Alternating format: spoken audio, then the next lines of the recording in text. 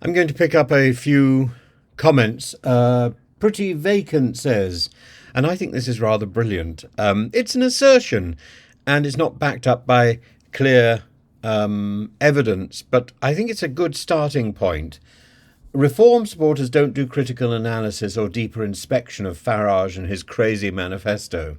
Also, the far-right links are everywhere when you open up the can. Hate sells, especially in times of a vacuum on the right. Also, luckily for him, is that no one wants to talk about Brexit and the huge cost to the UK economy.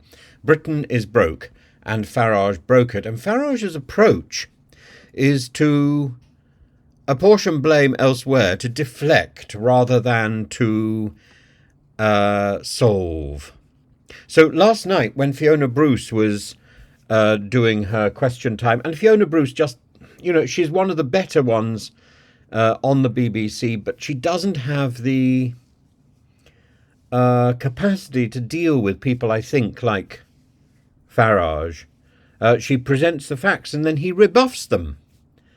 And she said, she talked about Leslie Lilly. She said Leslie Lilly was a candidate for South End, East and Rochford. And he said, about small boats, more scum entering the UK. I hope your family get robbed and beaten and attacked. It's an appalling thing to have said. He said it. He should be distanced.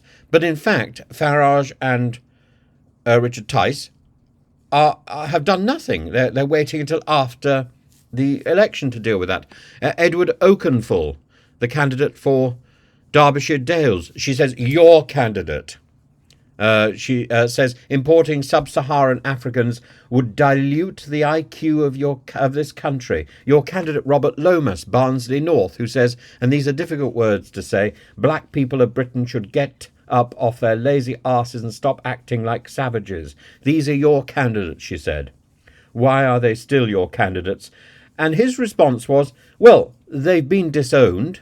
I inherited this as a start-up party. I paid a professional London vetting company to weed this out. The work wasn't done. We're a start-up, and like all start-ups, whether in business or in political parties, we get wrong uns in the early days. Well, this isn't a start-up. This is a rebrand. The start-up was in, the mid-90s. It was called Brexit.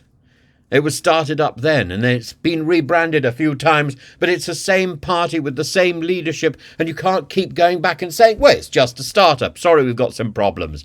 Teething problems. We'll be better next year. Next year has come and gone and gone and gone, and Farage keeps passing the buck because in the end he's not interested in what happens further on, lower down in the party. He's only interested in number one. Number one. Me. Clacton for me. Farage is not a realistic party chairman. Farage is a brand and a charismatic political heavyweight. He is one of the greatest rhetoricians that this country has produced in recent years. But he is clearly not accountable. He sums up reform just as much as he summed up Brexit, just as much as he summed up UKIP. And all three parties were riddled with insanity. And Farage distances himself every time from that problem. Every time he distances himself. Bunty Joy, let's just do one more. Bunty Joy says, don't go to people's home uninvited, Andrea. That's the advice. Well, yeah, I think there's something. Do you know, when I was canvassing, I was told by a wonderful and very experienced canvasser that if you go canvassing, you should take a wooden spoon with you. And what is the wooden spoon for? The wooden spoon is to open the letterbox and stuff the stuff the literature through the box without risking the possibility of your hand being bitten by the dog on the inside. It's not the dog's fault. If your hand goes through a letterbox, the dog is doing their duty. And I think there are serious risks with this cult of handing out leaflets. The handing out leaflets has become a formula for electioneering. That is not the formula. The formula is debate. And if we're not having debate, then we're not really doing electioneering.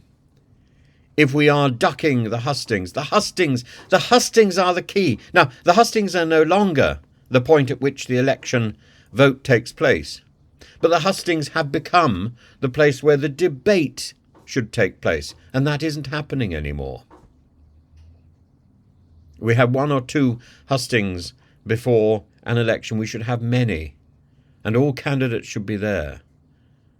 And that should be the focus of our election, because this nonsense about seeing the leaders of the parties on television debating one another, you're not going to switch from Conservative to Labour or from Labour to Conservative. That switch is too great, for the most part. And I don't think the performances of Rishi Sunak citing his slogans against Keir Starmer citing his slogans are going to influence you greatly. You are there on Thursday to vote for your local MP. Do you know who that is? Do you really know who your local MP is? Because that is the decisive issue. And your local MP may today be claiming to be an MP for Labour. Tomorrow, she could switch to George Galloway's party, or Nigel Farage's party, whatever they're called at the time, or over to the Conservatives. You know, Natalie Elphicke, like, in reverse. The party loyalty is not what you're voting for. You're voting for the individual who represents you in your constituency. So all this presidential guff, it's just guff. And the BBC and the media is promoting something which is so far removed from our from our parliamentary general elections as to be absurd. The party political thing is a minor issue. It is important, but it's not as important as the individual who is representing you. And if you don't know who that is, you need to find out.